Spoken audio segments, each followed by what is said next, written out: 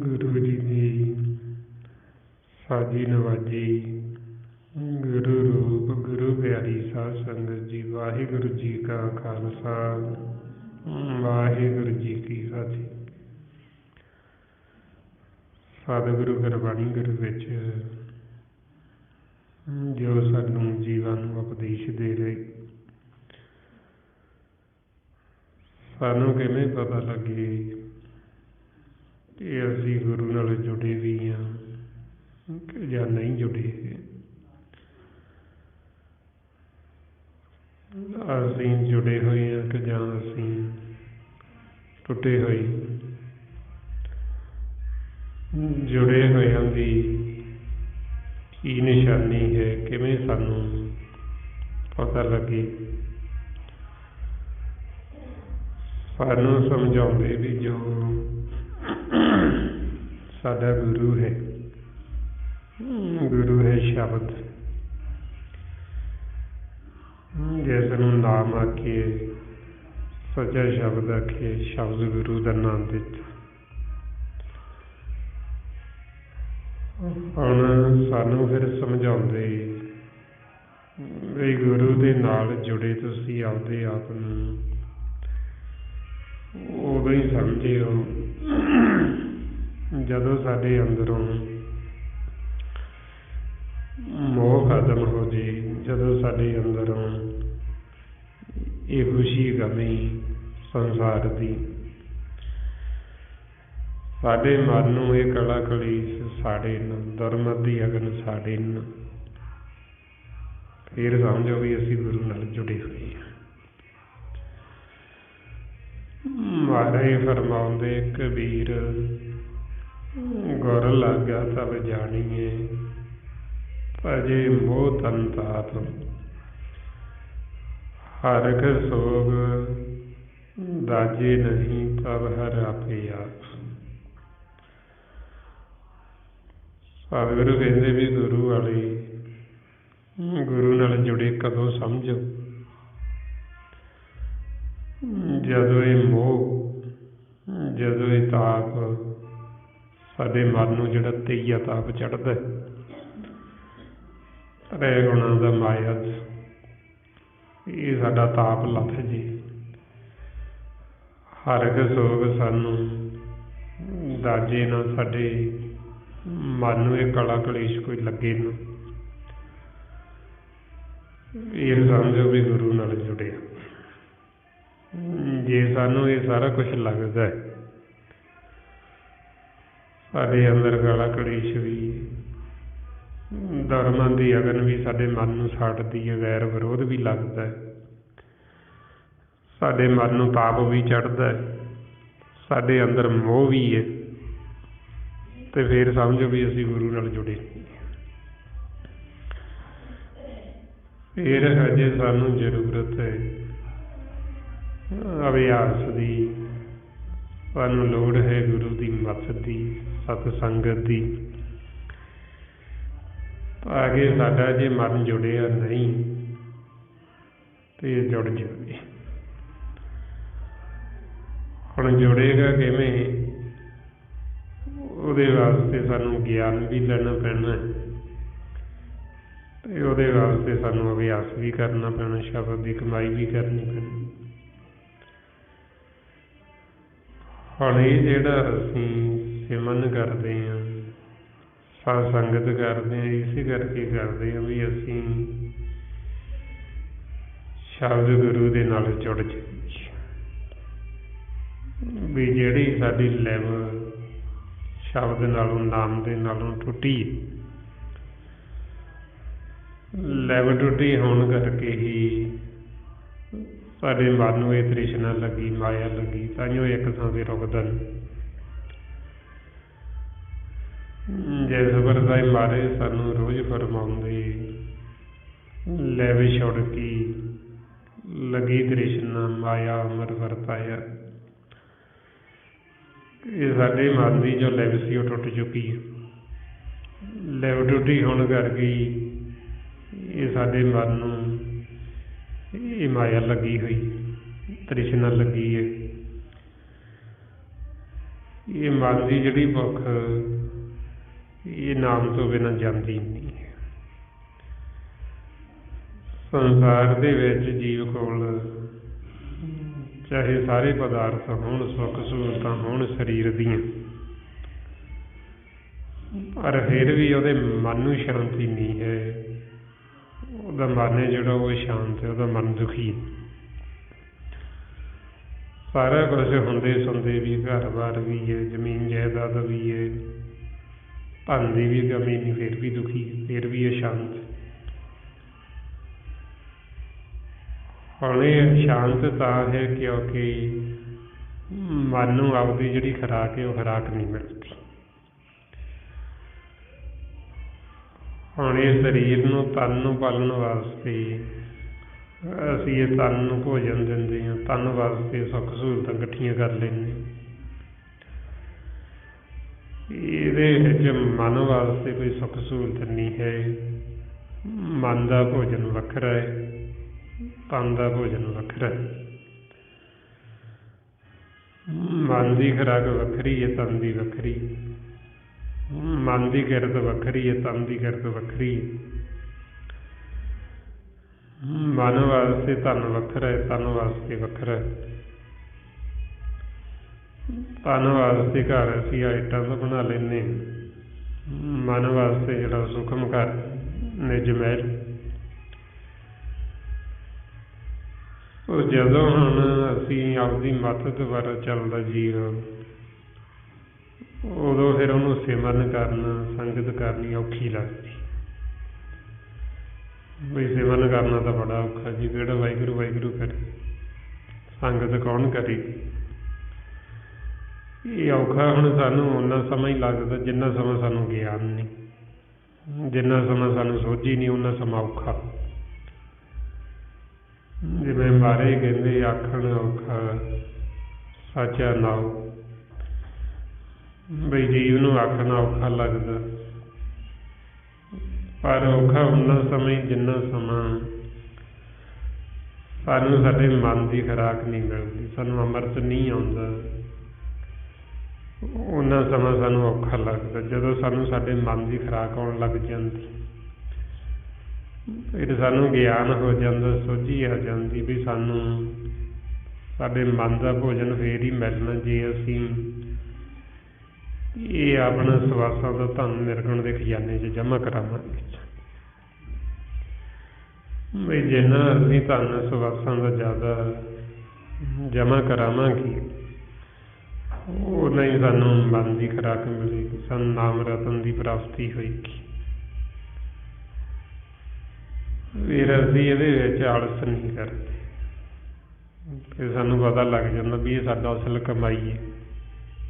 ਸਵਾਸਾਂ ਦਾ ਧਨ ਹੈ ਜਿਹੜਾ ਅਸੀਂ ਵੱਧ ਤੋਂ ਵੱਧ ਸੇਵਨ ਕਰਕੇ ਨਿਰਗੁਣ ਦੇ ਖਜ਼ਾਨੇ ਵਿੱਚ ਜਮ੍ਹਾਂ ਕਰਾਈਏ ਧਨ।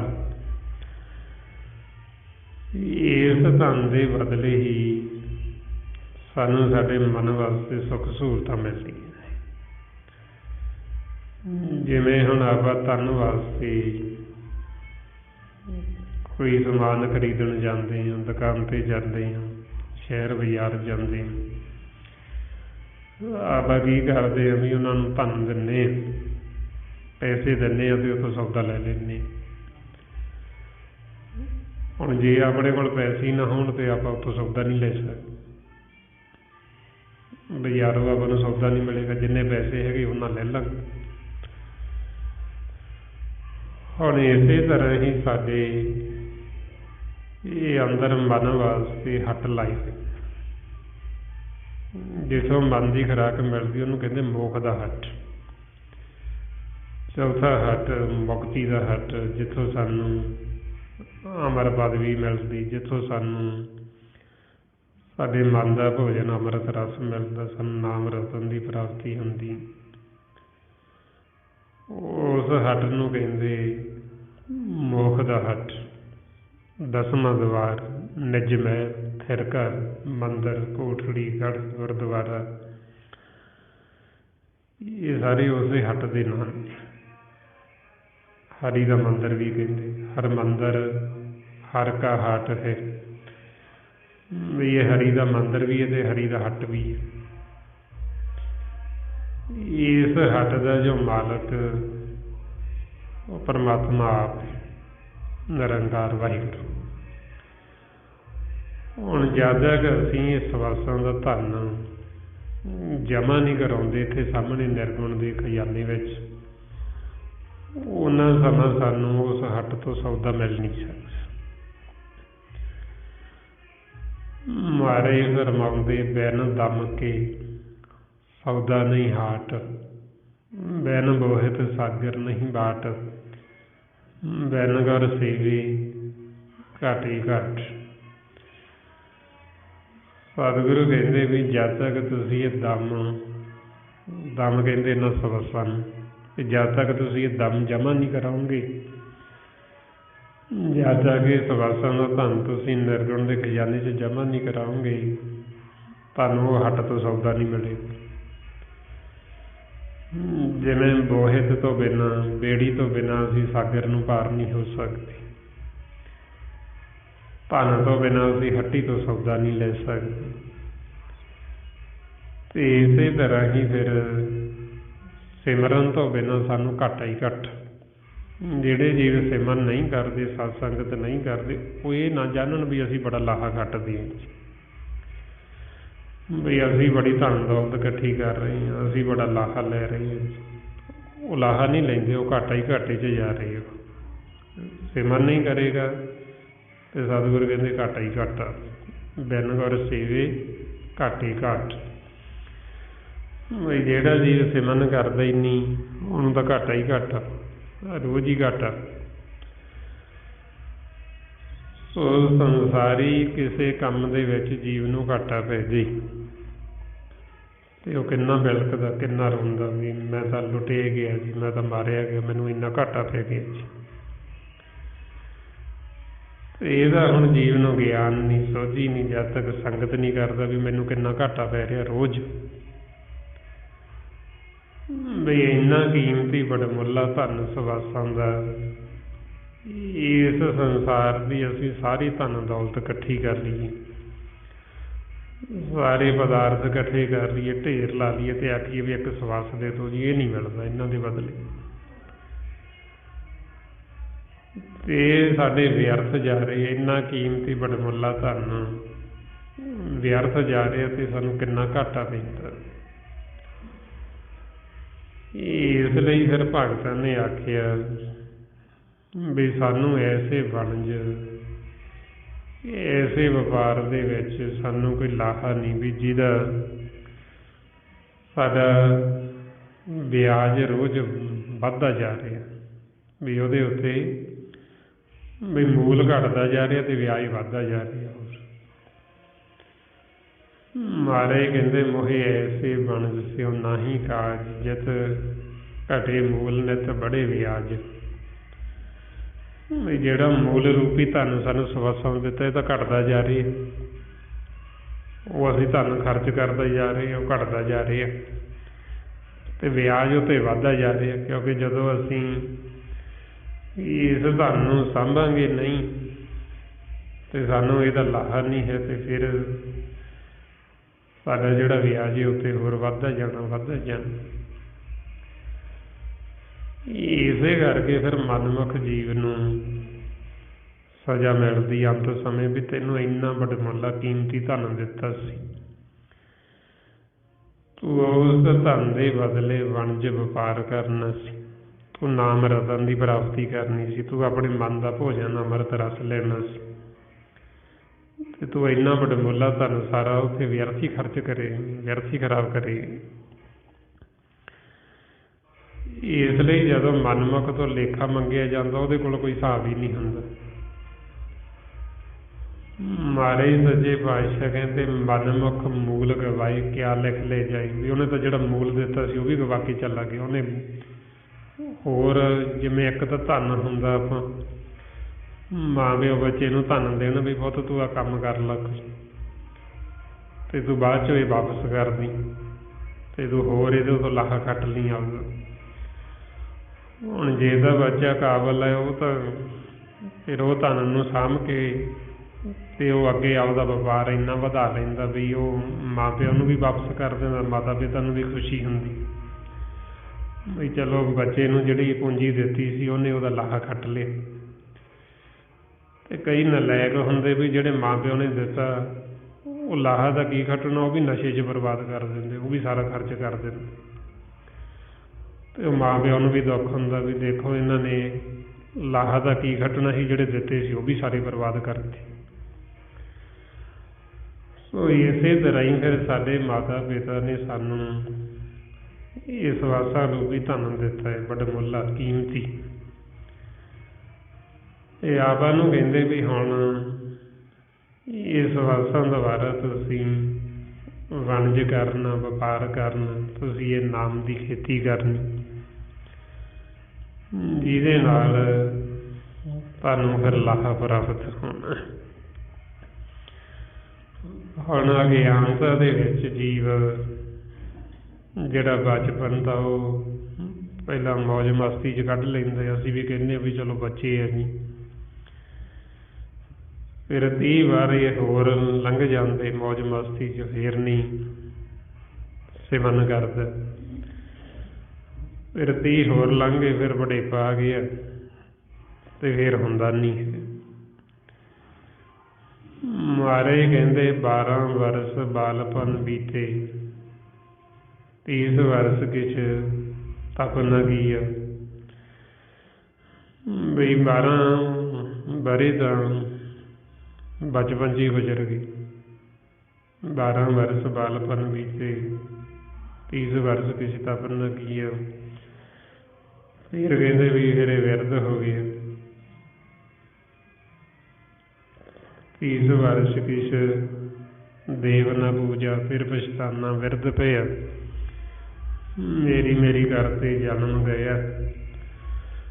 ਵੀ ਇੱਧਰ ਸਾਰਾ ਕੁਛ ਪਹਿਲਾਂ ਮੇਰੀ ਕਰਦਾ ਰਿਹਾ ਵੀ ਆਹ ਚੀਜ਼ ਮੇਰੀ, ਆਹ ਮੇਰੀ, ਅਤੇ ਵਿਰਧ ਹੋ ਗਿਆ ਅਤੇ ਫਿਰ ਪਛਤਾਵਾ ਵੀ ਜਿਹਨੂੰ ਮੇਰੀ ਕਰਦੇ ਸੀ ਉਹ ਤਾਂ ਮੇਰੀ ਤਾਂ ਹੈ ਹੀ ਨਾ। ਸੋ ਇਸ ਵਾਸਤੇ ਫਿਰ ਸਤਿਗੁਰੂ ਸਮਝਾਉਂਦੇ ਬਈ ਹੁਣ ਵਤਰ ਹੁਣ ਵੇਲਾ ਹੈ। ਜਿਵੇਂ ਕੋਈ ਵੀ ਚੀਜ਼ ਬੱਤਰ ਹੋਵੇ, ਪੈਲੀ ਬੱਤਰ ਹੋਵੇ ਅਤੇ ਬੱਤਰ ਸਿਰ ਬੀਜ ਦਿੱਤੀ ਜਾਵੇ ਅਤੇ ਲਾਹਾ ਵਧੀਆ ਹੁੰਦਾ। ਬੱਤਰ ਲੰਘ ਜੇ ਅਤੇ ਫਿਰ ਔਖਾ ਹੋ ਜਾਂਦਾ। ਇਸੇ ਤਰ੍ਹਾਂ ਹੀ ਮਹਾਰਾਜ ਸਾਨੂੰ ਕਹਿੰਦੇ ਹੁਣ ਵਰਤੇ ਹਰ ਨਾਮ ਨਾ ਬੀਜਿਓ, ਅੱਗੇ ਭੁੱਖ ਆ ਗਿਆ ਖਾਈ। ਵੀ ਹੁਣ ਤੁਸੀਂ ਨਾਮ ਦੀ ਖੇਤੀ ਕਰਨੀ, ਹੁਣ ਵਰਤ ਰਹੇ, ਹੁਣ ਮੌਕਾ, ਹੁਣ ਵੇਲਾ ਹੈ। ਸੋ ਇਸ ਵਾਸਤੇ ਫਿਰ ਇਹਦੇ ਵਿੱਚ ਕਹਿੰਦੇ ਆਲਸ ਨਾ ਕਰੋ, ਇਹਦੇ ਵਿੱਚ ਢਿੱਲ ਨਾ ਵਰਤੋ। ਬਈ ਜਦੋਂ ਵੀ ਸਾਨੂੰ ਸੋਝੀ ਆ ਗਈ, ਚਾਹੇ ਬਚਪਨ 'ਚ ਆ ਗਈ, ਬਚਪਨ 'ਚ ਲੱਗ ਜਾਓ, ਜਵਾਨੀ 'ਚ ਆ ਗਈ ਉਦੋਂ ਲੱਗ ਜਾਓ, ਚਲੋ ਜਦੋਂ ਵਡੇਪੇ 'ਚ ਆ ਗਈ ਉਦੋਂ ਲੱਗ ਜਾਓ। ਹੁਣ ਗੁਰਬਾਣੀ ਗੁਰੂ ਵਿੱਚ ਆਪਾਂ ਨੂੰ ਸਤਿਗੁਰਾਂ ਨੇ ਸਾਰਾ ਹੀ ਭੇਜ ਦਿੱਤਾ ਵੀ ਕਿਸੇ ਸਮੇਂ ਵੀ ਜੀਵ ਲੱਗ ਜਾਵੇ ਉਹ ਉਦੋਂ ਹੀ ਲਾਹਾ ਖੱਟ ਸਕਦਾ ਹੈ। ਜਿਵੇਂ ਤੀਜੇ ਪਾਤਸ਼ਾਹ ਗੁਰੂ ਅਮਰਦਾਸ ਜੀ, ਪਹਿਲਾਂ ਉਹ ਵੀ ਵਿਦਵਾਨ ਸੀ, ਬਹੁਤ ਵੱਡੇ ਵੇਦਾਂ ਦੇ ਗਿਆਤਾ ਸੀ ਅਤੇ ਹਰਿਦੁਆਰ ਜਾਇਆ ਕਰਦੇ ਸੀ ਆਪਦੀ ਵਿਦਵਤਾ ਦਿਖਾਉਣ ਵਾਸਤੇ। ਜਿਹੜਾ ਵਿਦਵਾਨ ਹੁੰਦਾ ਉਹਨੂੰ ਬਾਹਰੀ ਗਿਆਨ ਬਹੁਤ ਹੁੰਦਾ, ਉਹਨੇ ਬਾਹਰੀ ਗਿਆਨ ਇਕੱਠਾ ਕੀਤਾ ਹੁੰਦਾ। ਅਤੇ ਜਦੋਂ ਸਾਨੂੰ ਬਾਹਰੀ ਗਿਆਨ ਜਿੰਨਾ ਜ਼ਿਆਦਾ ਹੋਏਗਾ ਉਨੀ ਸਾਡੇ ਅੰਦਰ ਹਉਮੈ ਹੁੰਦੀ, ਹੰਕਾਰ ਹੁੰਦਾ। ਜਦੋਂ ਸਾਨੂੰ ਅੰਦਰ ਦਾ ਗਿਆਨ ਨਹੀਂ ਆਉਂਦਾ ਫਿਰ ਇਹ ਬਾਹਰੀ ਗਿਆਨ ਸਾਡੇ ਅੰਦਰ ਹਉਮੈ ਹੰਕਾਰ ਵਧਾਉਂਦਾ ਹੈ। ਹੁਣ ਇਸੇ ਤਰ੍ਹਾਂ ਹੀ ਉਹ ਵਿਦਵਾਨ ਸੀ, ਵੇਦਾਂ ਦੇ ਗਿਆਤਾ ਸੀ ਅਤੇ ਅੰਦਰ ਹਉਮੈ ਵੀ ਸੀ। ਕੋਈ ਗੁਰਸਿੱਖ ਮਿਲਿਆ ਜਿਹੜਾ ਸੰਗਤ ਕਰਦਾ ਸੀ ਦੂਜੇ ਪਾਤਸ਼ਾਹ ਗੁਰੂ ਅੰਗਦ ਦੇਵ ਜੀ ਮਹਾਰਾਜ ਦੀ। ਜਦੋਂ ਉਹਨਾਂ ਦੇ ਨਾਲ ਵਿਚਾਰ ਹੋਈ ਅਤੇ ਉਹਨਾਂ ਨੇ ਅੰਦਰ ਦਾ ਪੁੱਛ ਲਏ ਵੀ ਸੁਣਾਓ ਕੋਈ ਅੰਦਰ ਦੀ ਗੱਲ। ਹੁਣ ਅੰਦਰ ਦਾ ਭੇਦ ਨਹੀਂ ਸੀ, ਅੰਦਰ ਦੀ ਸੋਝੀ ਨਹੀਂ ਸੀ। ਫਿਰ ਵਿਰਾਗੀ ਹੋ ਗਏ ਵੀ ਇੰਨਾ ਸਮਾਂ ਬੀਤ ਗਿਆ, ਉਹਨਾਂ ਦੀ ਉਮਰ 70 ਸਾਲ ਹੋ ਚੁੱਕੀ ਸੀ। ਫਿਰ ਵੀ ਉਹ ਉਸ ਸਮੇਂ ਫਿਰ ਗੁਰੂ ਦੀ ਸ਼ਰਨ 'ਚ ਗਏ। ਗੁਰੂ ਦੀ ਸ਼ਰਨ 'ਚ ਜਾ ਕੇ ਫਿਰ ਸ਼ਬਦ ਦੀ ਕਮਾਈ ਕੀਤੀ, ਸਿਮਰਨ ਕੀਤਾ। ਸਿਮਰਨ ਕਰਕੇ ਫਿਰ ਉਹਨਾਂ ਨੂੰ ਅੰਦਰ ਦਾ ਭੇਤ ਆਇਆ, ਫਿਰ ਉਹ ਗੁਰੂ ਦੇ ਨਾਲ ਜੁੜੇ ਅੰਦਰੋਂ ਸ਼ਬਦ ਦੇ ਨਾਲ। ਜਿਸ ਨਾਮ ਦੀ ਮਹਿਮਾ ਵੇਦਾਂ 'ਚ ਕੀਤੀ ਗਈ ਸੀ, ਜਿਨ੍ਹਾਂ ਦੇ ਉਹ ਪਹਿਲਾਂ ਵਿਦਵਾਨ ਸੀ, ਗਿਆਤਾ ਸੀ ਵੇਦਾਂ ਦੇ, ਉਹ ਸਿਰਫ ਬਾਹਰੀ ਗਿਆਨ ਸੀ। ਜਿਹੜੇ ਨਾਮ ਦੀ ਮਹਿਮਾ ਵੇਦਾਂ 'ਚ ਹੋ ਰਹੀ ਸੀ ਉਹ ਨਾਮ ਨੂੰ ਸੁਣਿਆ ਨਹੀਂ ਸੀ ਉਹਨਾਂ ਨੇ, ਨਾਮ ਦਾ ਅੰਦਰੋਂ ਭੇਤ ਨਹੀਂ ਸੀ। ਫਿਰ ਉਹਨਾਂ ਨੇ ਆਪਾਂ ਨੂੰ ਜਦੋਂ ਅੰਦਰੋਂ ਨਾਮ ਨੂੰ ਸੁਣਿਆ, ਜਦੋਂ ਭੇਤ ਆਇਆ ਫਿਰ ਉਹਨਾਂ ਨੇ ਆਪਾਂ ਨੂੰ ਦੱਸਿਆ। ਮਹਾਰਾਜ ਕਹਿੰਦੇ ਵੇਦਾਂ ਮਹਿ ਨਾਮ ਉਤਮ, ਸੋ ਸੁਣੇ ਨਾਹੀਂ ਫਿਰੇ ਜਿਉਂ ਬੇਤਾਲਿਆ। ਵੀ ਵੇਦਾਂ ਦੇ ਵਿੱਚ ਸਭ ਤੋਂ ਉੱਤਮ ਤਾਂ ਨਾਮ ਹੀ ਹੈ। ਵੀ ਨਾਮ ਦੀ ਮਹਿਮਾ ਕਰਦੇ ਨੇ ਵੇਦ, ਪਰ ਉਹਨੂੰ ਸੁਣਿਆ ਨਹੀਂ ਸੀ। ਉਹਨੂੰ ਸੁਣਨ ਤੋਂ ਬਿਨਾਂ ਮਨ ਬੇਤਾਲਾ ਹੈ, ਉਹਨੂੰ ਸੁਣਨ ਤੋਂ ਬਿਨਾਂ ਮਨ ਕਮਲਾ ਹੈ। ਜਿਵੇਂ ਮਹਾਰਾਜ ਕਹਿੰਦੇ ਵੀ ਨਾਮ ਤੋਂ ਬਿਨਾਂ ਜਿੰਨੇ ਵੀ ਮਨ ਸੰਸਾਰ 'ਚ ਕਮਲੇ ਹੋਏ ਫਿਰਦੇ, ਰਮਾਉਂਦੇ ਬਿਨ ਨਾਮੇ ਜਗ ਕਮਲਾ ਫਿਰੇ, ਗੁਰਮੁਖ ਨਦਰੀ ਆਇਆ। ਇਹ ਨਾਮ ਤੋਂ ਬਿਨਾਂ ਇਹ ਜਿਹੜੇ ਮਨ ਇਹ ਬੇਤਾਲੇ ਨੇ, ਇਹ ਕਮਲੇ ਹੋਏ ਹੋਏ ਨੇ, ਮੂਰਖ ਹੋਏ ਹੋਏ, ਇੱਕ ਥਾਂ 'ਤੇ ਟਿਕਦੇ ਨਹੀਂ ਹੈ ਕਮਲੇ ਮਨ, ਇਹ ਰੋਗੀ ਹੋਏ ਹੋਏ ਨੇ। ਕਿਉਂ ਹੋਏ ਨੇ? ਕਿਉਂਕਿ ਨਾਮ ਤੋਂ ਬਿਨਾਂ, ਨਾਮ ਤੋਂ ਟੁੱਟੇ ਹੋਏ ਹੋਣ ਕਰਕੇ। ਫਿਰ ਉਸ ਨਾਮ ਨੂੰ, ਉਸ ਅਨਹਦ ਬਾਣੀ ਨੂੰ ਉਹਨਾਂ ਨੇ ਜਦੋਂ ਸੁਣਿਆ ਗੁਰੂ ਦੀ ਸ਼ਰਨ 'ਚ ਜਾ ਕੇ, ਅਤੇ ਫਿਰ ਉਹ ਆਪਾਂ ਨੂੰ ਦੱਸਣ ਲੱਗੇ ਵੀ ਉਹਨਾਂ ਦੇ ਮਨ 'ਚ ਇੰਨਾ ਚਾਅ ਆ। ਫਿਰ ਜਾ ਕੇ ਦੱਸਣ ਲੱਗੇ ਵੀ ਅਸੀਂ ਅਗੰਮ ਦੇ ਵਿੱਚ ਪ੍ਰਵੇਸ਼ ਹੋਏ, ਵੀ ਉੱਥੋਂ ਅਸੀਂ ਮਾਲਕ ਦੀ ਜੋ ਆਵਾਜ਼ ਸੀ, ਨਾਮ ਨਾਦ, ਉਸ ਨੂੰ ਸੁਣਿਆ। ਅਤੇ ਫਿਰ ਦੱਸਣ ਲੱਗੇ ਵੀ ਇਹ ਤਾਂ ਹਰੀ ਦਾ ਮੰਦਰ ਹੈ, ਵੀ ਇਹਦੇ ਵਿੱਚ ਮਾਲਕ ਬੋਲਦਾ, ਇਹਦੇ 'ਚ ਮਾਲਕ ਵੱਸਦਾ। ਅਤੇ ਮਾਰੇ ਫਰਮਾਉਂਦੇ ਮਨ ਚਾਉ ਭਇਆ, ਪ੍ਰਭ ਅਗੰਮ ਸੁਣਿਆ, ਹਰ ਮੰਗਲ ਗਾਓ ਸਖੀ ਗਿਰੇ ਮੰਦਰ ਬਣਿਆ। ਵੀ ਇਹਦਾ ਹਰੀ ਦਾ ਮੰਦਰ ਹੈ, ਇਹਦੇ ਵਿੱਚ ਮਾਲਕ ਬੋਲ ਰਿਹਾ, ਪਰ ਸੁਣਦਾ ਸਾਨੂੰ ਗੁਰੂ ਦੀ ਮੱਤ ਦੁਆਰਾ, ਆਪਦੀ ਮੱਤ ਦੁਆਰਾ ਚਾਹੇ ਸਾਰੀ ਉਮਰ ਲੱਗਾ ਰਹੇ ਜੀ, ਫਿਰ ਨਹੀਂ ਸੁਣਦਾ। ਜਦੋਂ ਗੁਰੂ ਦੀ ਮੱਤ ਦੁਆਰਾ ਅਸੀਂ ਕਰਦੇ ਹਾਂ ਫਿਰ ਸਾਨੂੰ ਸੁਣਾਈ ਦਿੰਦਾ। ਇਸ ਲਈ ਮਹਾਰਾਜ ਕਹਿੰਦੇ ਅਨਹਦ ਬਾਣੀ ਗੁਰ ਸ਼ਬਦ ਜਾਣੀ, ਹਰ ਨਾਮ ਹਰ ਰਸ ਭੋਗੋ। ਵੀ ਅਸੀਂ ਉਹ ਅਨਹਦ ਬਾਣੀ ਨੂੰ ਗੁਰੂ ਦੇ ਸ਼ਬਦ ਦੁਆਰਾ ਅਸੀਂ ਜਾਣੇ ਹਾਂ, ਅਤੇ ਫਿਰ ਅਸੀਂ ਉਹ ਜਿਹੜਾ ਅੰਮ੍ਰਿਤ ਰਸ ਸੀ, ਮਨ ਦਾ ਭੋਜਨ, ਮਨ ਦੀ ਖੁਰਾਕ, ਫਿਰ ਉਹ ਮਨ ਨੂੰ ਨਾ ਆਇਆ ਅਤੇ ਉਹ ਫਿਰ ਮਨ ਨੇ ਚੱਕਿਆ ਅੰਮ੍ਰਿਤ, ਅਤੇ ਅੰਮ੍ਰਿਤ ਪੀ ਕੇ ਫਿਰ ਇਹ ਅਮਰ ਹੋ ਜਾਂਦਾ। ਅੰਮ੍ਰਿਤ ਪੀਵੇ ਅੰਮ੍ਰਿਤ ਹੋਵੇ। ਇਸੇ ਲਈ ਫਿਰ ਦੱਸਦੇ ਵੀ ਉਹ ਅੰਮ੍ਰਿਤ ਗੁਰੂ ਤੋਂ ਪ੍ਰਾਪਤ ਹੁੰਦਾ। ਜਦੋਂ ਅਸੀਂ ਸ਼ਬਦ ਗੁਰੂ ਦੇ ਨਾਲ ਜੁੜਦੇ ਹਾਂ, ਨਾਮ ਦੇ ਨਾਲ, ਫਿਰ ਉਹ ਅੰਮ੍ਰਿਤ ਸਾਡੇ ਮੁੱਖ ਦੇ ਵਿੱਚ ਹੁੰਦਾ। ਜਿਸ ਨੂੰ ਮਹਾਰਾਜ ਫਿਰ ਦੱਸਦੇ, ਕਹਿੰਦੇ ਸੁਰ ਨਰ ਮਨ ਜਨ ਅੰਮ੍ਰਿਤ ਖੋਜਦੇ, ਸੋ ਅੰਮ੍ਰਿਤ ਗੁਰ ਤੇ ਪਾਇਆ, ਪਾਇਆ ਅੰਮ੍ਰਿਤ ਗੁਰ ਕਿਰਪਾ ਕੀਨੀ, ਸੱਚਾ ਮਨ ਵਸਾਇਆ। ਵੀ ਗੁਰੂ ਨੇ ਕਿਰਪਾ ਕੀਤੀ ਅਤੇ ਉਹ ਜਦੋਂ ਸ਼ਬਦ ਦੇ ਨਾਲ ਸਾਡੀ ਸੁਰਤੀ ਜੁੜੀ ਅਤੇ ਸਾਨੂੰ ਅੰਮ੍ਰਿਤ ਆਇਆ।